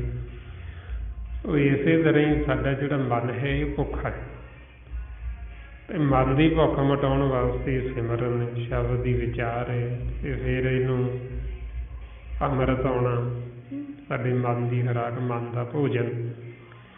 ਅਤੇ ਜਦੋਂ ਉਹ ਆਉਣ ਲੱਗ ਗਿਆ ਅਤੇ ਸਾਡੇ ਮਨ ਦੀ ਤ੍ਰਿਪਤੀ ਹੋ ਜਾਣੀ, ਸਾਡੇ ਮਨ ਦੀ ਭੁੱਖ ਹੀ ਖਤਮ ਹੋ ਜਾਣੀ। ਜਦੋਂ ਅਸੀਂ ਨਾਮ ਨੂੰ ਆਪਣਾ ਆਧਾਰ ਆਸਰਾ ਬਣਾ ਲਿਆ।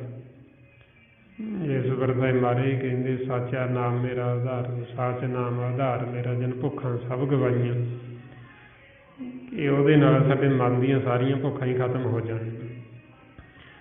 ਨਹੀਂ ਤਾਂ ਨਾਮ ਤੋਂ ਬਿਨਾਂ ਜੀਵ ਦੀ ਭੁੱਖ ਨਹੀਂ ਜਾਂਦੀ। ਸੰਸਾਰ ਦੇ ਵਿੱਚ ਮਨ ਭੁੱਖਾ ਹੈ, ਭੁੱਖਾ ਹੋਣ ਕਰਕੇ ਹੀ ਤਾਂਹੀਓ ਜੀਵ ਕੋਲ ਸਾਰਾ ਕੁਛ ਹੁੰਦੇ ਸੁਣਦੇ ਵੀ ਉਹਦੀ ਤ੍ਰਿਪਤੀ ਨਹੀਂ, ਤਾਂਹੀਓ ਉਹਨੂੰ ਸਬਰ ਨਹੀਂ ਆਉਂਦਾ, ਸੰਤੋਖ ਨਹੀਂ ਆਉਂਦਾ। ਉਹ ਦੁਵਿਧਾ ਦੇ ਵਿੱਚ ਵੈਰ ਵਿਰੋਧ 'ਚ ਪਿਆ। ਜਦੋਂ ਅਸੀਂ ਇੱਕ ਨਾਲ ਜੁੜ ਕੇ ਸਾਡੇ ਅੰਦਰੋਂ ਦੁਵਿਧਾ ਖਤਮ ਹੋ ਜਾਣੀ, ਸਾਡੀਆਂ ਇਹਨਾਂ ਅੱਖਾਂ ਨੂੰ ਸਬਰ ਆ ਜਾਣਾ, ਸੰਤੋਖ ਆ ਜਾਣਾ। ਜਿਸ ਨੂੰ ਮਹਾਰਾਜ ਕਹਿੰਦੇ ਅੱਖੀਂ ਸੰਤੋਖੀ ਆ ਇੱਕਾ ਲਿਵ ਲਾਈ, ਮਨ ਸੰਤੋਖਿਆ ਦੂਜਾ ਭਉ ਗਵਾਈ। ਵੀ ਸਾਡਾ ਮਨ ਵੀ ਸੰਤੋਖਿਆ ਗਿਆ ਅਤੇ ਸਾਡੀਆਂ ਇਹਨਾਂ ਅੱਖਾਂ ਨੂੰ ਵੀ ਸਬਰ ਆ ਗਿਆ, ਸੰਤੋਖ ਆ ਗਈ। ਨਹੀਂ ਤਾਂ ਇਹਨਾਂ ਨੂੰ ਸਬਰ ਸੰਤੋਖ ਆਉਂਦਾ ਨਹੀਂ। ਉਹ ਇਸ ਵਾਸਤੇ ਹੁਣ ਆਪਾਂ ਉਦੋਂ ਹੀ ਫਿਰ ਸਮਝਣਾ, ਜਿਵੇਂ ਆਪਾਂ ਨੂੰ ਕਹਿੰਦੇ ਬਾਬਾ ਕਬੀਰ ਜੀ ਵੀ ਗੁਰੂ ਨੂੰ ਜੁੜੇ ਹੋਏ ਤੁਸੀਂ ਆਪਦੇ ਆਪ ਨੂੰ ਉਦੋਂ ਹੀ ਸਮਝਿਓ ਵੀ ਜਦੋਂ ਸਾਡੇ ਮਨ ਦੀ ਤ੍ਰਿਪਤੀ ਹੋ ਜੇ। ਕਬੀਰ ਗੁਰ ਲਾਗਿਆ ਤਬ ਜਾਣੀਏ ਤਜੇ ਮੋਹ ਤਨ ਤਾਪ, ਹਰ ਇੱਕ ਸੋਗ ਦਾਜੇ ਨਹੀਂ ਤਬ ਹਰ ਆਪੇ ਆਪ। ਵੀ ਫਿਰ ਸਮਝਣਾ ਵੀ ਹੁਣ ਅਸੀਂ ਗੁਰੂ ਨਾਲ ਜੁੜੇ। ਜਦੋਂ ਇਹ ਮੋਹ ਤਾਪ ਸਾਡੇ ਖਤਮ ਹੋ ਗਏ, ਹਰ ਇੱਕ ਸੋਗ ਸਾਡਾ ਮਨ ਇਹ ਤੋਂ ਉੱਪਰ ਉੱਠ ਗਿਆ, ਸਾਡਾ ਮਨ ਜਿਹੜਾ ਇਹ ਬੈਰ ਵਿਰੋਧ ਤੋਂ ਉੱਪਰ ਚਲਾ ਗਿਆ, ਸਾਡਾ ਮਨ ਸ਼ਾਂਤ ਨਾ ਹੋਵੇ, ਦੁਖੀ ਨਾ ਹੋਵੇ, ਫਿਰ ਅਸੀਂ ਕਹਿ ਸਕਦੇ ਹਾਂ ਵੀ ਹੁਣ ਅਸੀਂ ਗੁਰੂ ਨਾਲ ਜੁੜ ਗਏ ਸ਼ਬਦ ਦੇ ਨਾਲ। ਸੋ ਇਸ ਵਾਸਤੇ ਸ਼ਬਦ ਗੁਰੂ ਨਾਲ ਜੁੜਨ ਲਈ ਹੁਣ ਇਹ ਆਪਾਂ ਵੱਧ ਤੋਂ ਵੱਧ ਸਿਮਰਨ ਕਰਨਾ ਹੈ, ਗੁਰਬਾਣੀ ਗੁਰੂ ਨੂੰ ਪੜ੍ਹ ਕੇ ਵਿਚਾਰਨਾ, ਖੋਜਣਾ ਹੈ, ਅਤੇ ਵੱਧ ਤੋਂ ਵੱਧ ਹੀ ਆਪਾਂ ਸਤਸੰਗਤ ਕਰਨੀ। ਇਹ ਜੋ ਸਾਰਾ ਭੇਦ ਗੁਰਬਾਣੀ ਗੁਰੂ ਦੁਆਰਾ ਆਪਾਂ ਨੂੰ ਦਿੱਤਾ ਮਹਾਂਪੁਰਖਾਂ ਨੇ, ਭਾਈ ਸਾਹਿਬ ਭਾਈ ਸੇਵਾ ਸਿੰਘ ਜੀ ਧਰਮਾਲਾ, ਕਿ ਜੋ ਸਾਡਾ ਸਾਰਿਆਂ ਦਾ ਸ਼ਬਦ ਗੁਰੂ ਹੈ, ਨਾਮ ਜਿਹਦੇ ਨਾਲੋਂ ਸਾਡੇ ਮਨ ਦੀ ਲਿਪ ਟੁੱਟੀ, ਗੁਰਬਾਣੀ ਗੁਰੂ ਆਪਾਂ ਨੂੰ ਉਹਦੇ ਨਾਲ ਹੀ ਜੋੜਦੇ ਨੇ। ਜੋੜਨਗੇ ਉਹਨੂੰ ਜਿਹੜਾ ਗੁਰਬਾਣੀ ਗੁਰੂ ਨੂੰ ਸਤ ਸਤ ਕਰਕੇ ਮੰਨੇਗਾ। ਇਸ ਲਈ ਮਹਾਰਾਜ ਫਰਮਾਉਂਦੇ ਬਾਣੀ ਗੁਰੂ, ਗੁਰੂ ਹੈ ਬਾਣੀ, ਵਿੱਚ ਬਾਣੀ ਅੰਮ੍ਰਿਤ ਸਾਰੇ, ਗੁਰਬਾਣੀ ਕਹੇ ਸੇਵਕ ਜਨ ਮਾਨੇ, ਪ੍ਰਤੱਖ ਗੁਰੂ ਨਿਸਤਾਰੇ। ਕਿ ਜਿਹੜਾ ਸਿੱਖ ਮੰਨਦਾ ਉਹਨੂੰ ਪ੍ਰਤੱਖ ਸ਼ਬਦ ਗੁਰੂ ਨਾਦ ਦੇ ਲਿਜਾ ਕੇ ਸਨਮੁਖ ਖੜਾ ਕਰ ਦਿੰਦੇ, ਟੁੱਟੀ ਹੋਈ ਸਾਡੀ ਅੰਦਰੋਂ ਜੋੜ ਦਿੰਦੇ ਨੇ। ਇਸ ਵਾਸਤੇ ਹੁਣ ਆਪਾਂ ਵੱਧ ਤੋਂ ਵੱਧ ਸੰਗਤ ਕਰਕੇ ਜੀਵਨ ਦਾ ਲਾਹਾ ਕੱਢਣਾ। ਉਹ ਇੰਨੀਆਂ ਬੇਨਤੀਆਂ, ਇੰਨੇ ਵਿਚਾਰ ਕਰਦੇ ਹੋਏ, ਜੇ ਕੋਈ ਐਸਾ ਸ਼ਬਦ ਬੋਲਿਆ ਗਿਆ ਹੋਵੇ ਸੰਗਤ ਅਤੇ ਸਤਿਗੁਰੂ ਬਖਸ਼ਣ ਯੋਗ ਨੇ, ਬਖਸ਼ ਲੈਣਾ ਜੀ। ਵਾਹਿਗੁਰੂ ਜੀ ਕਾ ਖਾਲਸਾ, ਵਾਹਿਗੁਰੂ ਜੀ ਕੀ ਫਤਿਹ। ਵਾਹਿਗੁਰੂ ਵਾਹਿਗੁਰੂ